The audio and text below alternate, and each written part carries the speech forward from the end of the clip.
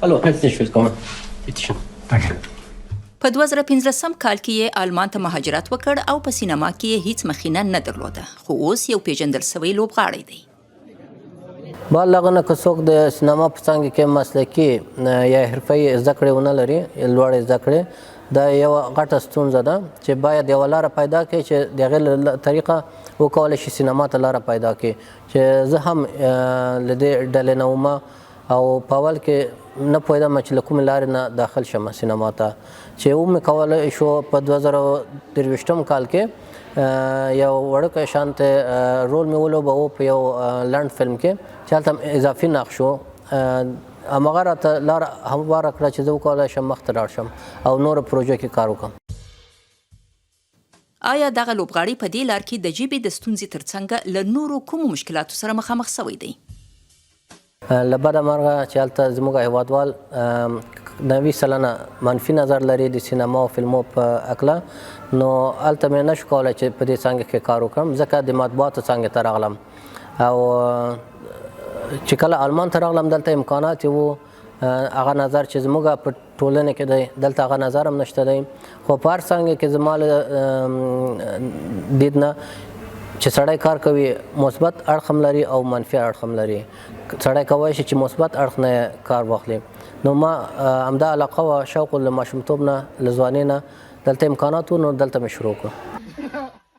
هغه تر اوسه په کومو فلمونو کې لوبېدلی او څه ډول نقشونه یې درلودل؟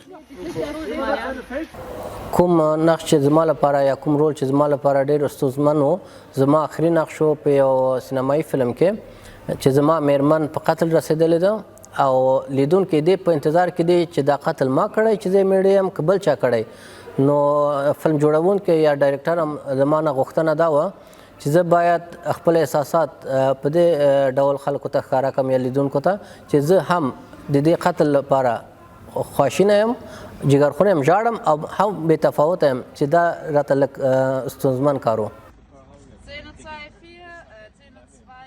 هغه تر اوسه د آلمان په سینما کې په 15 لنډو او اوږدو فلمونو کې نقش لوبولی دی. خو دغه لوبغاړی د افغانستان د سینما راتلونکی تیاره ویني. زما له نظر نه ډېر په خواشینۍ سره باید ووایو، تنها سینما نه تنها فلم نه، په افغانستان کې له بده مرغه ډېر څیزونه دي چې بندیز په لګېدلی دی او زه کوم داسې مثبت نظر یا ښه نظر نه لرم چې امکان وي چې بیا په افغانستان کې سینما فعاله شي یا سینمایي لوبغاړي بیا خپل فعالیت باندې شروع کړي یا پیل وکړي.